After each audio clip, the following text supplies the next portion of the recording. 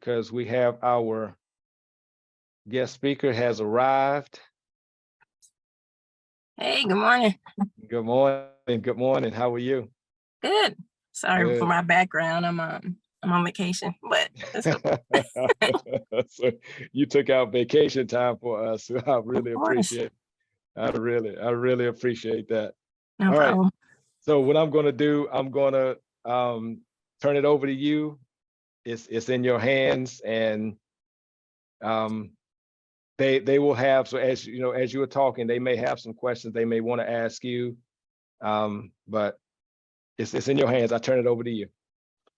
Okay. Good morning, everybody. My name is Chaundra Richardson, and Dr. Cobb invited me for another year, so I appreciate that. I feel special. As you know, I was a student at, I don't know if you know, but I was a student at A&T, and Dr. Cobb is one of my professors.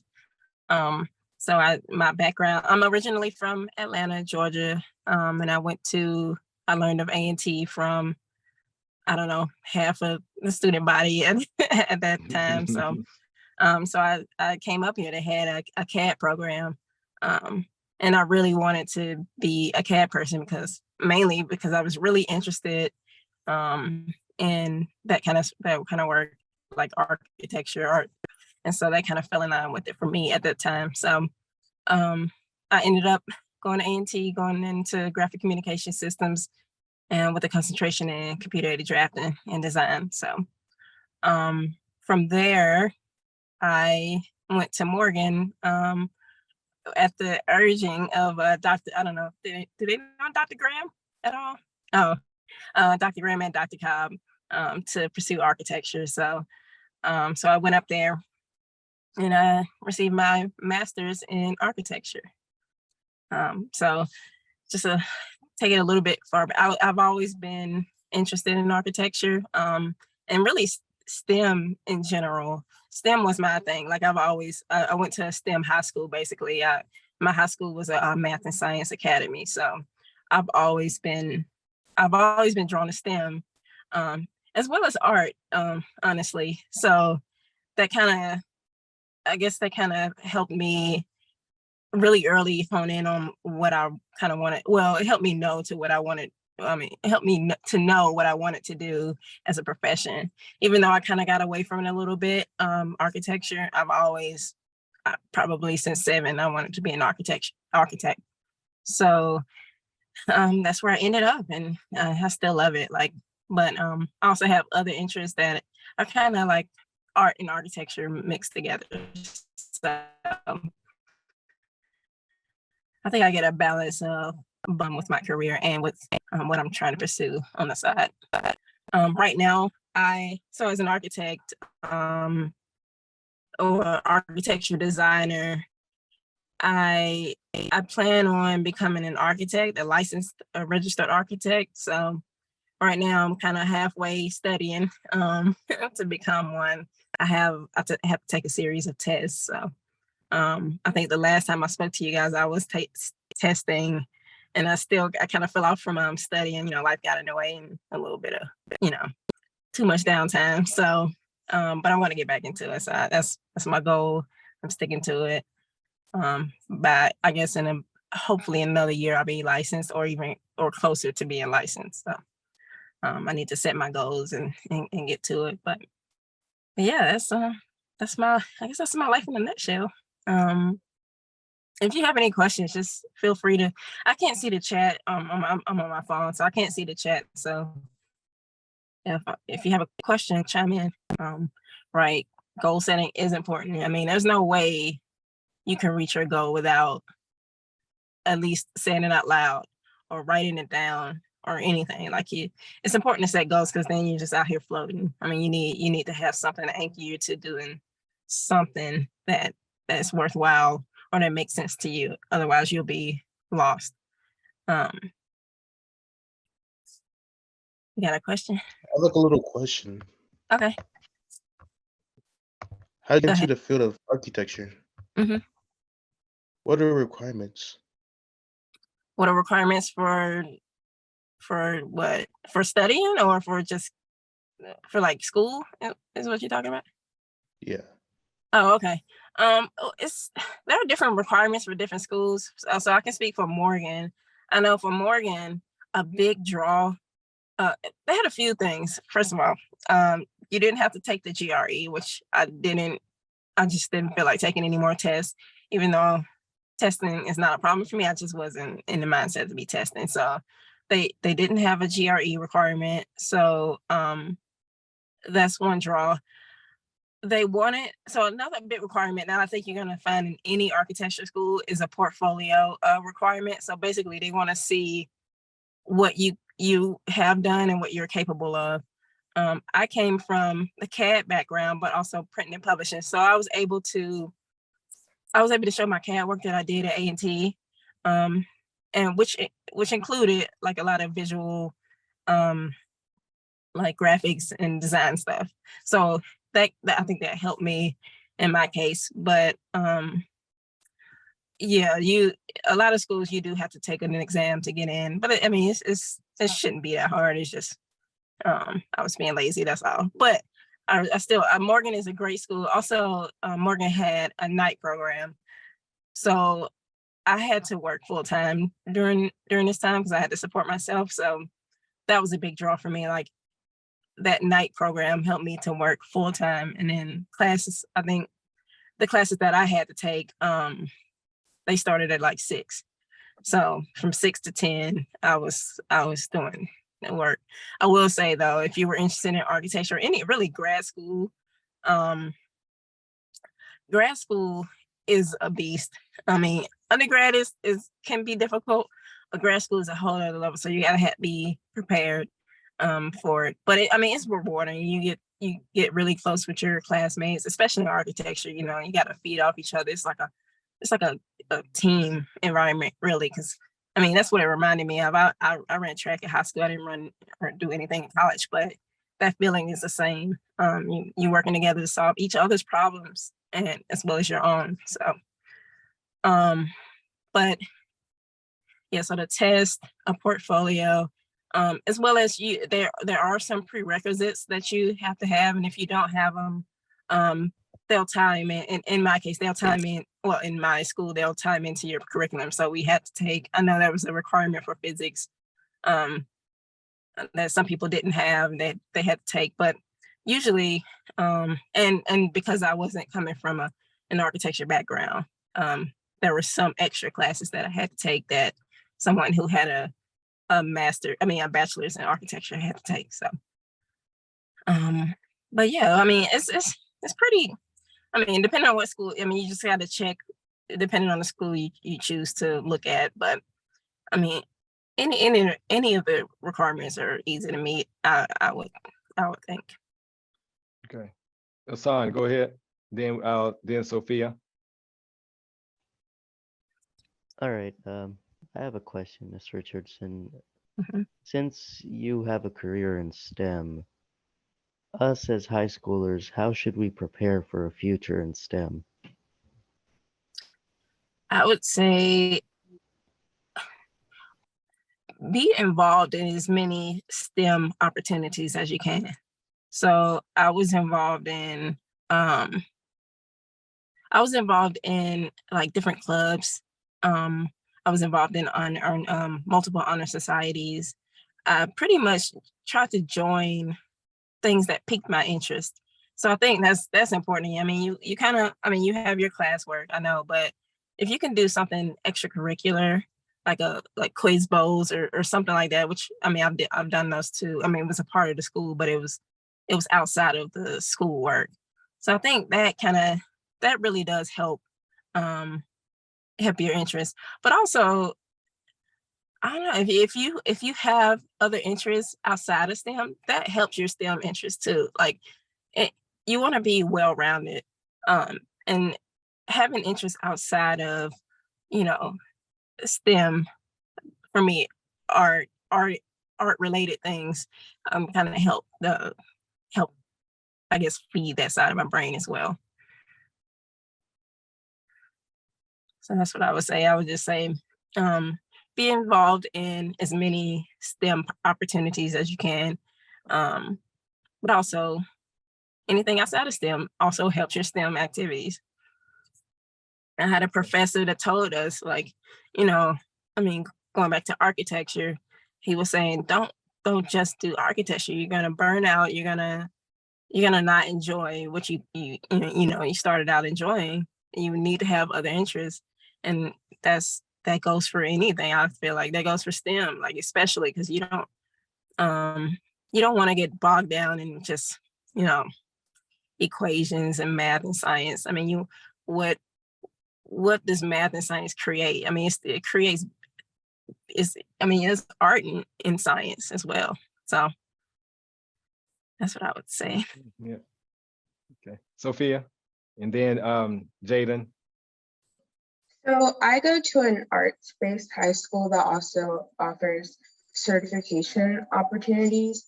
Do you think being certified in different softwares like CAD or Revit is helpful before you go into college and those different fields?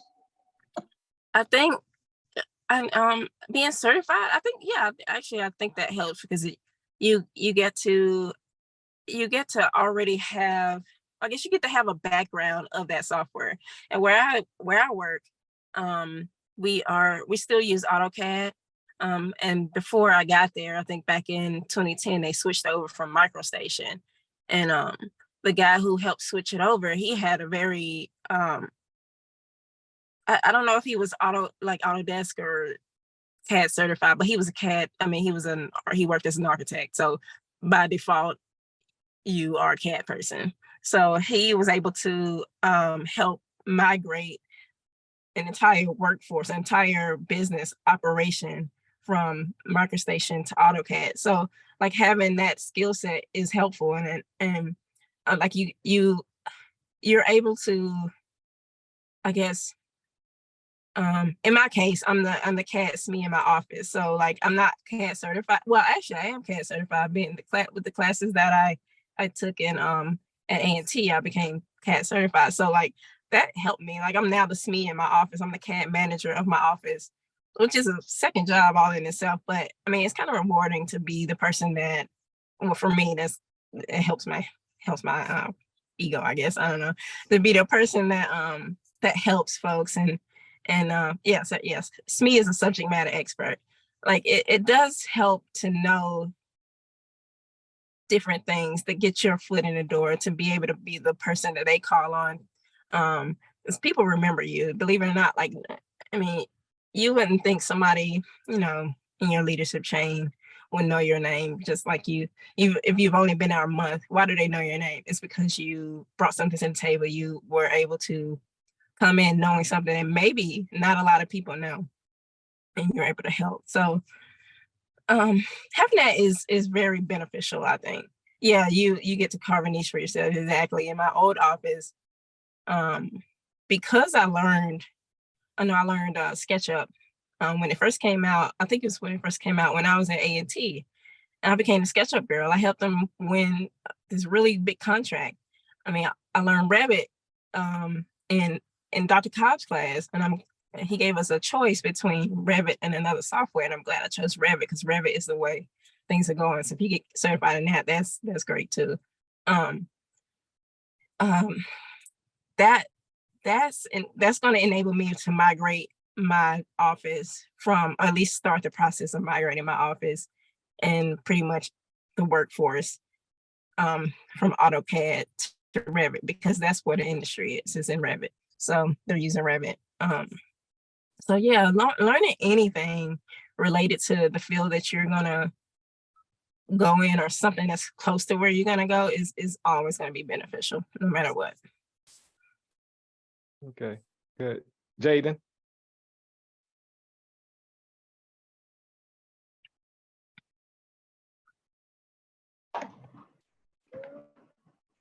Hey, I see you. Yeah, we can hear you. Yeah. Oh, as a Black woman, how has this, field treated you? So you know what? It's so funny. I think about this sometimes, and I think I'm a little bit lucky that I haven't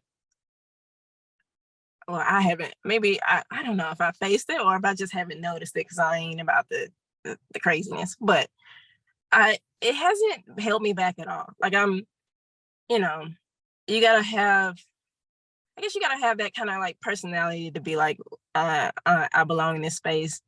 You know, sometimes you're gonna feel awkward, but like you belong there, you work there, you did as much or maybe more than anybody else to get in that space that you're in.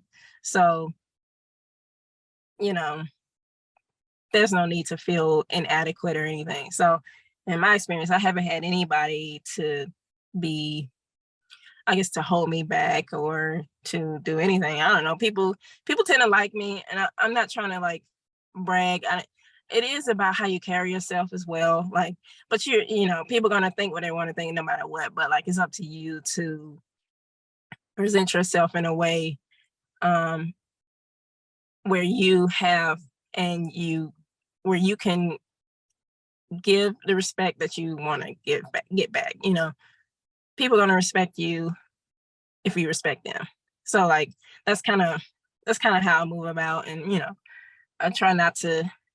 I mean, there's still lessons that I need to learn and all, but I don't think I've been held back at all. I think I've held myself back, honestly, because I get complacent. I have a tendency to get complacent. So it's up to me to push myself in the places I want to go and try to gain the skills that I need to gain to get to the next level.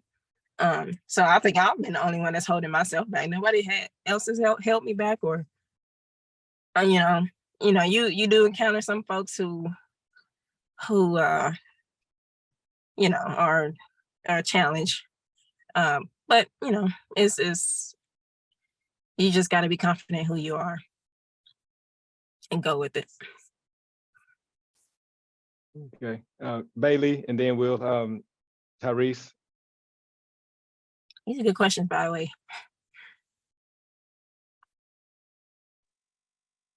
What would you change, or like what's something you don't like about your job, or you would change about it? What I would change.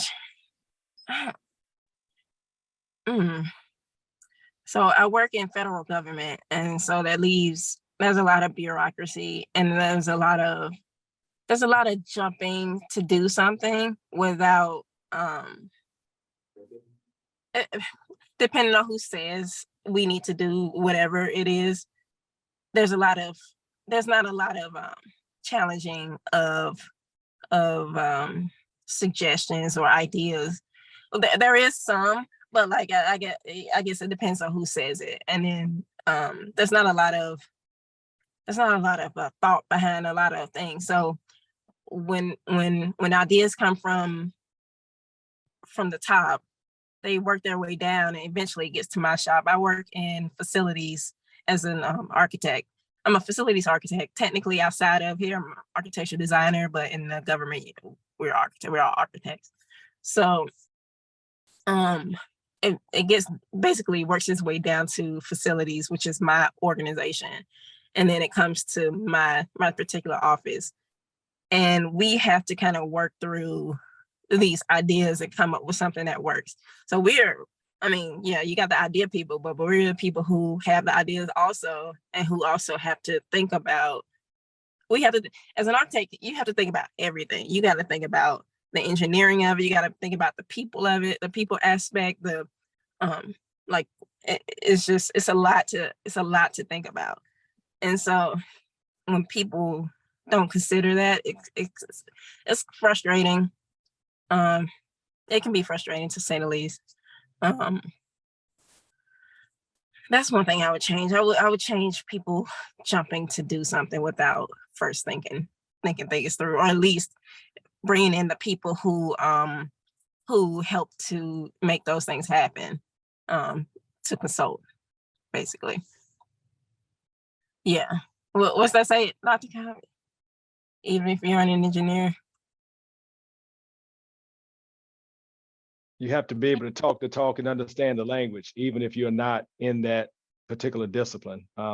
Yeah. You want to make sure you mesh. You want to make sure you mesh well and understand the conversations that are happening around you.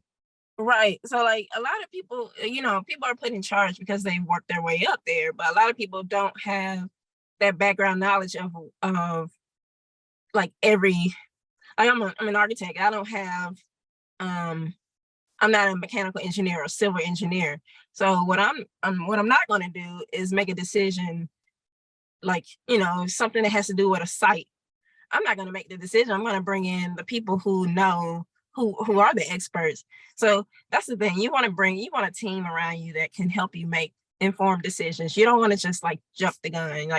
I don't feel comfortable doing that. And I feel like that can happen. I mean, that's the thing that happens. But like, no matter what field you're in, if you're put in a position to solve a problem, make sure you gather all your resources.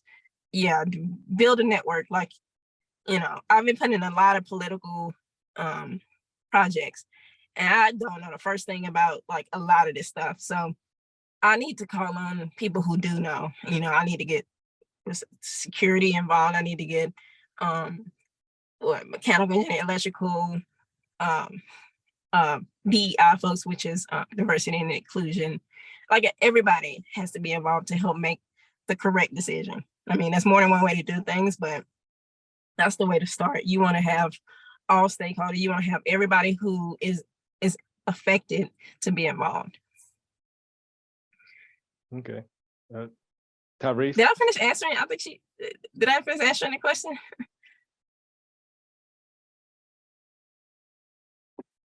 I forgot who was that. Was that Ashley?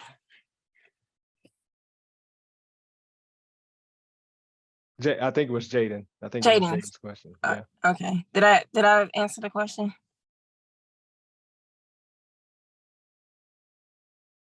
She's shaking her head. Okay. Okay. All right. Tyrese? Outside of the military, do you ever plan on opening your own business with architecture? Yeah, you know what? I do. So I don't want to have a large firm. I guess a firm can be any size. It could be one person. I don't want to have a large company, but I do want to work for myself. I do want to do architecture work on the side, like small commercial, residential or small commercial projects. But I'm interested in furniture design as well. So yeah, I do want to do the small stuff. And that I think that's gonna help me to be like even more fulfilled in my career, just to have that size stuff. Because that kind of feeds my creativity. So I've had small jobs, like residential jobs in the past. I haven't had any furniture design jobs yet, just because I haven't put myself out there to do it yet. When I do, I need to be prepared first. So I don't want to be,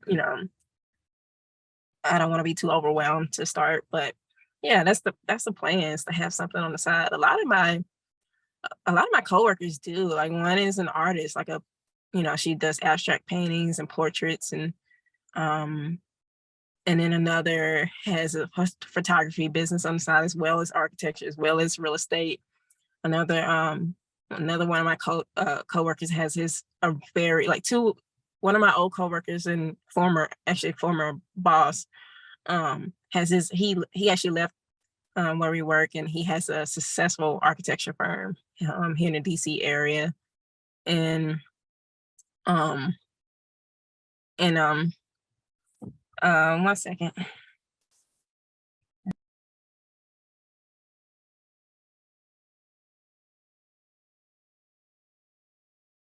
Yeah, and then another one of my coworkers is an architect. So he does a lot of residential renovation. So a lot of people do a lot of outside work, and I think that helps. That actually helps your normal job.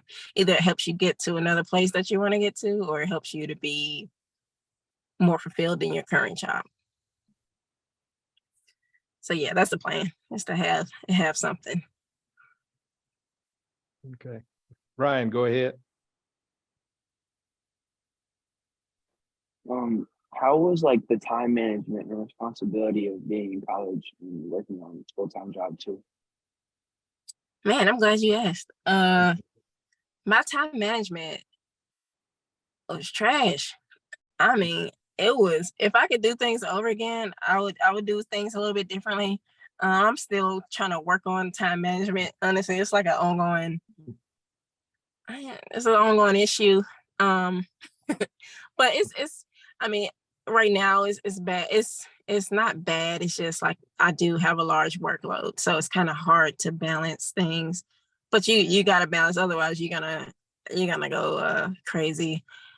At school, because I worked full time, it was my job, my 9 to 5 really did suffer a little bit. If I could rewind time, I would do it. I would work part-time and work another, like I would work part-time, 100%, and do school full-time, or do school part-time and work full-time. Like it was challenging going to grad school because I don't know if you know, but architects, they pull a lot of all-nighters, and studio is, I mean, if you ever go to architecture, studio is like the course that has a lot of, where you have to design something. They give you a project and you have to design it, and then you have to work on it. You might have to build models. You got to do your 3D stuff. You got to do the plans. You got to make sure they work. So that's a lot. And so it takes up a lot of time. So it's a challenge. So I would have done something part-time either way. If I could rewind time, that's what I would have done, because I did get burned out a little bit, and my job failed a little bit, but I was able to turn it around towards the end there, and my job became, I mean, I picked myself back up. So, but time management is important. Like you need to, if you're anything like me, you probably need to be regimented. You probably need to set your goals by the hour. If you have like a crazy project or something, or if you work, you need to carve out the amount of time and stick to it, that of what you're gonna do each day or each whatever, and then stick to it, because that's the only way. That's one of the ways to keep on track, is to actually set your goals and actually write down your accomplishments too, just so you know, this is where I'm getting to.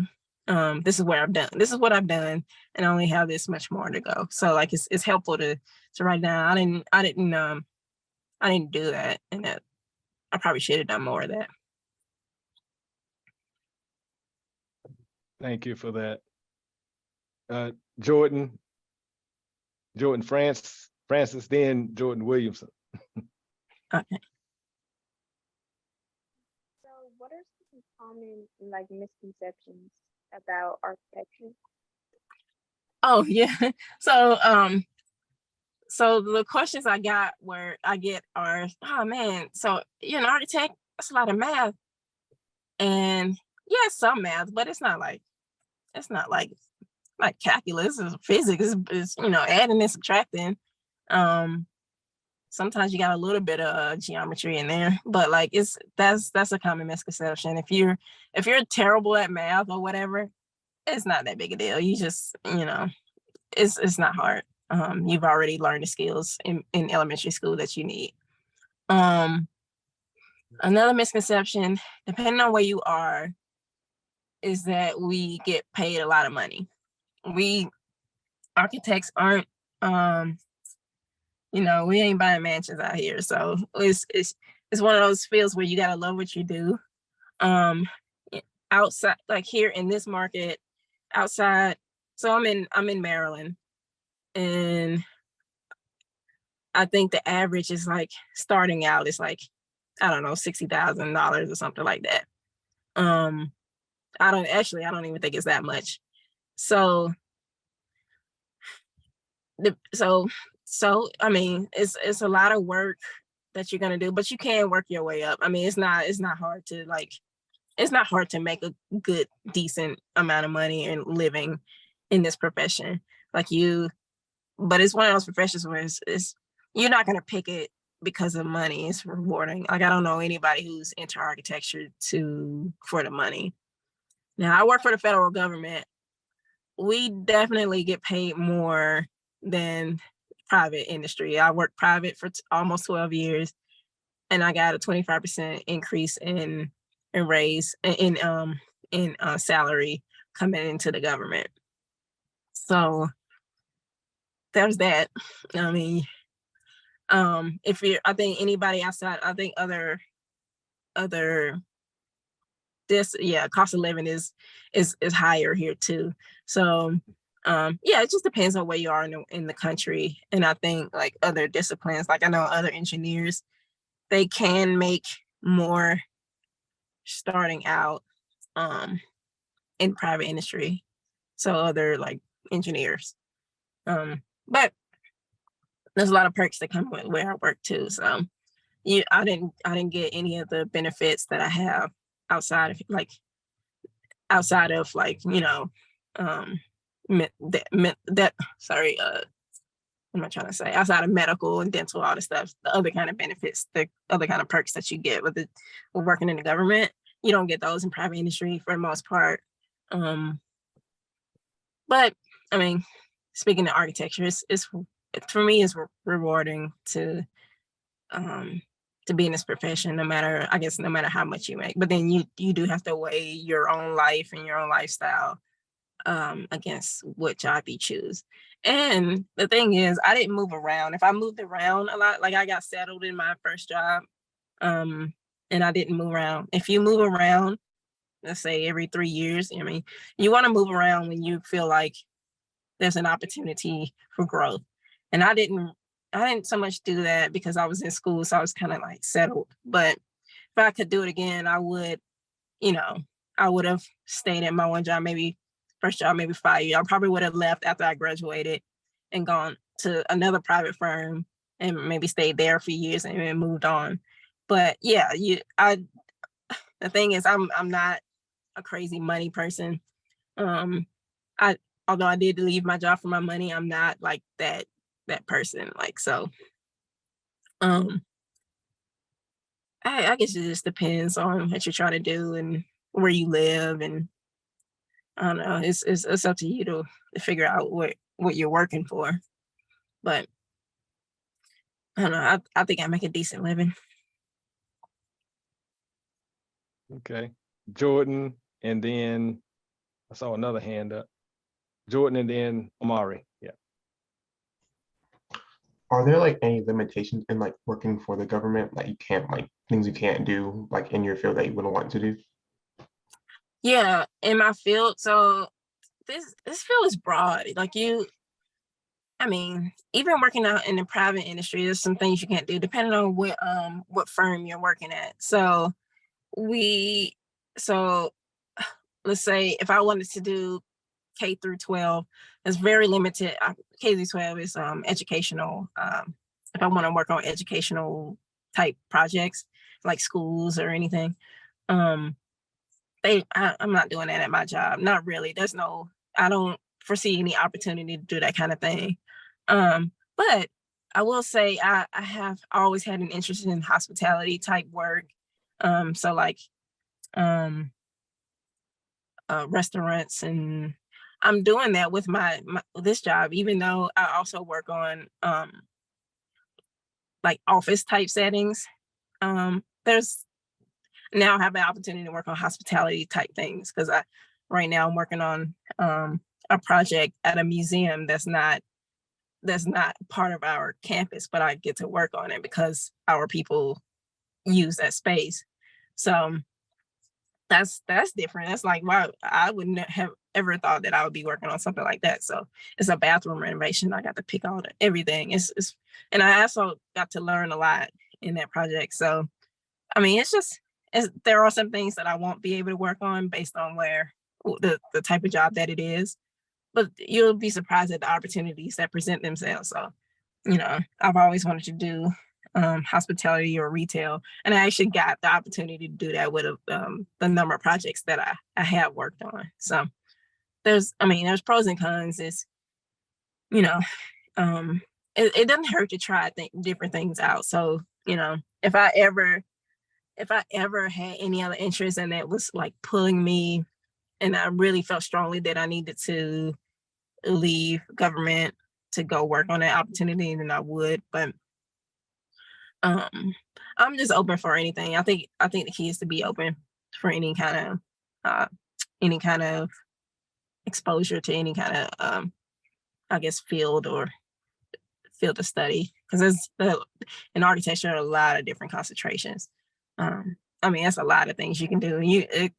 There's stuff in architecture that doesn't even remotely come close to design.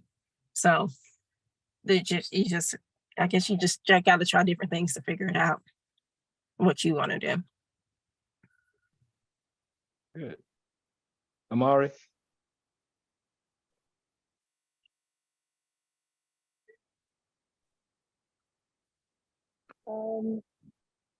Has there been any cultural, what cultural or environmental changes has been in the industry? Oh, you said again? I couldn't understand you. Oh, sorry. What environmental or social contributions has your company made? What environmental? What societal contributions has the organization you work for? What kind of societal contributions have they made? Societal country. That's a good question. Societal contributions. Or any kind of contribution that would, from the standpoint of enhancing or improving, like the community, anything dealing with social justice. Yeah. So where I work, they deal with a lot of global things. Okay. So that's that part. So they do make an impact globally, nationally, internationally, that kind of thing. I can't speak too much on that, but I know internally we have diversity and inclusion initiatives, and a whole departments that's geared towards it. That's trying to. Where I work, we have lots of different cultures, and not even just cultures, but different needs that folks have. You have anywhere from autism to like physical disabilities to that kind of thing. So where I work, and specifically my organization are trying to help bridge gaps in that in that kind of thing. There's a lot right now. It's a lot of one hot topic right now is, I'm not gonna say it's a hot topic, but it has to do with like pride and the whole gender and non-gender restrooms and all that kind of stuff. So they're working on coming up with a solution that that's trying to, and we're listening to that group of people, and all groups of people really, to try to come up with solutions that work for that group, as well as who work for anybody, like everybody. Like my company is really at the forefront of trying to be 100% accessible to 100% an environment. Another initiative is the net zero thing, and that a lot of our initiatives are, I guess, brought forth by executive orders. So you have the executive order from the Biden administration to go to electricity, where we used to use natural gas. Like, we have a lot of new buildings going up, and standard operating procedures to use natural gas type, I guess, systems where we can. But now everything's switching to electric, so they're trying to figure that out. So it's a lot of different things that we're trying to do. Another one is a net zero, which is I guess to reduce the carbon footprint of our buildings and anything we're working in, I guess. I don't know too much about that, but that's another environmental issue right there. And I think that's based on I guess legislation, not legislation, but executive orders and all that kind of stuff. So there's a lot of different topics we cover. Yeah, sustainable design, right? So there's a lot of different topics that we cover in where I work. I mean, I don't know half the stuff they do. It's so much that we do over such a large organization that it's just, we cover a lot. Good. Sophia, go ahead. I'm just curious, do you have a favorite architectural style that you like? Man, do I guess I tend to be more, not like super modern, but more on the modern side of design. Something that I think is timeless is what I lean towards. My personal aesthetic is mid-century modern, so I like clean lines, but a little bit of style with it, like, you know, a little bit of curve and stuff. But I try to not, yeah, I put myself in my designs, but I try not to, you know, it's not my house, right? I try to do what fits that customer. So, you know, you come up with your ideas, but you gotta run it by the customer, unfortunately. But you know, you gotta run it by the customer, you know, to get their input, so that they're happy in their space. You don't want to design something that somebody's not happy in, right? So I do have I guess I have a more modern style, but not ultra modern, not like, you know, not devoid of color or a little bit of, you know, I like pretty stuff, you know.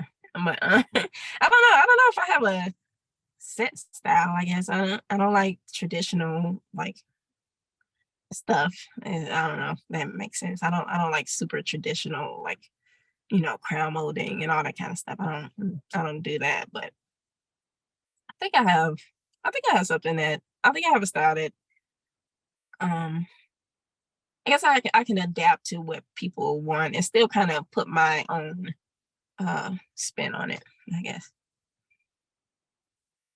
Good question. Okay. Yeah. Good.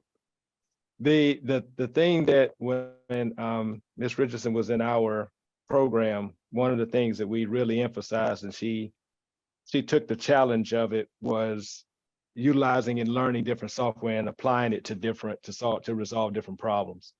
And that's something that when you all make those decisions as far as what career you're going to go into, as Ms. Richardson said, you want to be open to a lot of things because you don't want to kind of close yourself off. If you start to get into a position where you say, okay, I'm only going to do these things, then it's going to really limit the opportunities. One of the things that we're so proud of from her standpoint is that, again, when you start talking about carving out a niche, they learned some things in the program that their engineers and architects that were in the firm didn't know. And so that was allowed her to kind of carve out a niche for herself. And we've had several. When you start talking about SketchUp was brand new when she was coming through, and there were people even at the university who may not have been using it, but we knew enough about it to say, okay, go and you can learn this. We'll provide you with the problem. Use this in order to solve and communicate the problem. And that's really what you want to do. Just like they're going to be using Chaundra, they're going to be using an application called Fusion 360, which is kind of what Inventor on a whole nother level. It's really the same as Inventor was, but it's more accessible and more feasible for them to do a lot of design work in one environmental setting. So they're going to get that experience this summer. Yeah, that's a cool program. I've seen that in a lot of the like people that I follow who are furniture designers, they use that, but Mhm, I'm mhm. looking forward to see how it's used in like the industry outside of that. Mhm. That's a neat program. I wanted to download it and try to learn it. Yeah. That's Okay. cool. Make sure you're teaching Revit too, though. Yeah, we do that in the we did that. Well, actually, we used SketchUp last summer. We used SketchUp. The issue with Revit is if you don't have a machine that or a computer that can handle the resources, then it makes it limited in that way. SketchUp is more, they have a web version of SketchUp. And so that made it easier. Yeah, that's cool. Yeah. Okay. Yeah. Okay. Yeah. Okay. Any other questions for Ms. Richardson? Okay. So These are all good questions, though. I appreciate it. yeah, they those were some good questions. Yeah. Y'all are We talkative this year. I like it. we thank you so much for taking the opportunity to speak with the students about your experience and really being real, especially with that time management thing. Yeah. That is a huge Man, thing. let me tell you, I swear I want to dive off a building some of these days, but like it's part of it is me. Most of it is me. So you got to have that work-life balance. That's very important. And a lot of companies preach it. But I think my company really does want you to have the work. Like it'll be there or somebody else will pick it up. Like it's fine. Like in private industry, you don't really have that, but so you just got to figure out how to do your work-life balance. And I think that applies to school as well, but more so when you become an adult, if your parents are paying for your school, then you need to be doing your school. But yeah, learning time management is, I think that to me is still a thing that I'm working towards. And if you already got it down, you're ahead in my book.